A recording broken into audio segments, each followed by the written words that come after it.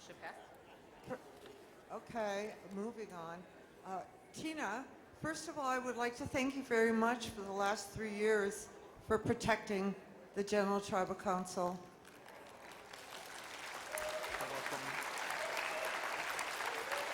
Thank you.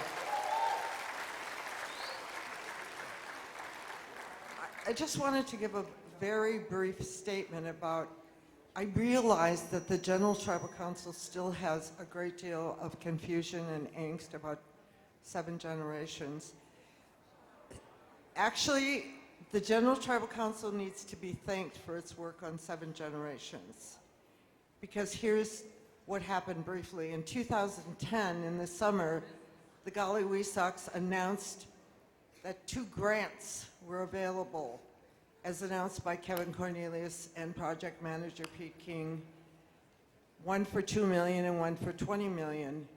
And I thought this seemed odd, so I investigated and I communicated with Phil Viles from the Department of Interior, who was actually going to be signing the check if we got the clean energy grant.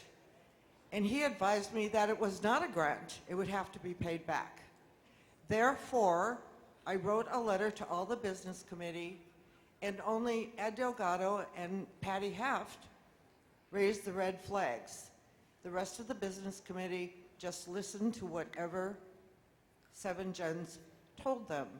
And 7 Gens misinformed them all the way down the line. As a matter of fact, I don't even think that the business committee read the profit and risk analysis for this project in the fall of 2010, which was very dim, and that was even confirmed when the DNR read it.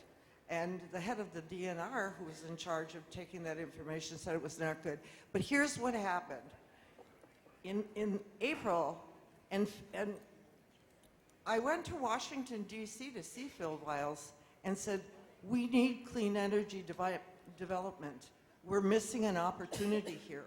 This is a bad project with an antiquated device. And 7 Gens leadership, executive, people who are mishandling this project, and indeed it turned out that way. What developed was a big brouhaha with Ashwaubenon and the city of Green Bay. Finally, in the spring of 2013, Leah Dodge brought a petition so that they wouldn't build it over by the school. And that was great, that was very courageous. Then Frank Cornelius, in December of 2013, brought a petition to dissolve 7 Gens.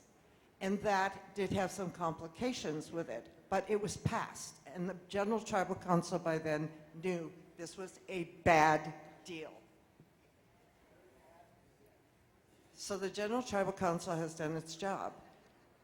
In reading the $100,000 analysis for dissolution, it was possible to be done in 6 months to 12 months, but we've had some problems.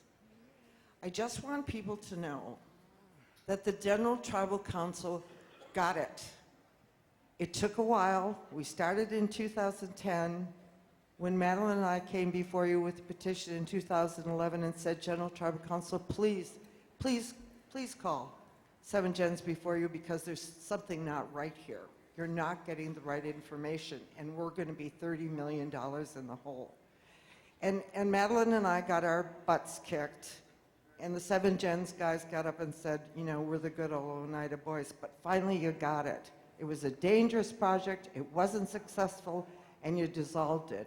That was a big core of corruption in our tribe, and you took care of it, and it will work out. Thank you, General Tribal Council, and thank you, Tina, for all your hard work.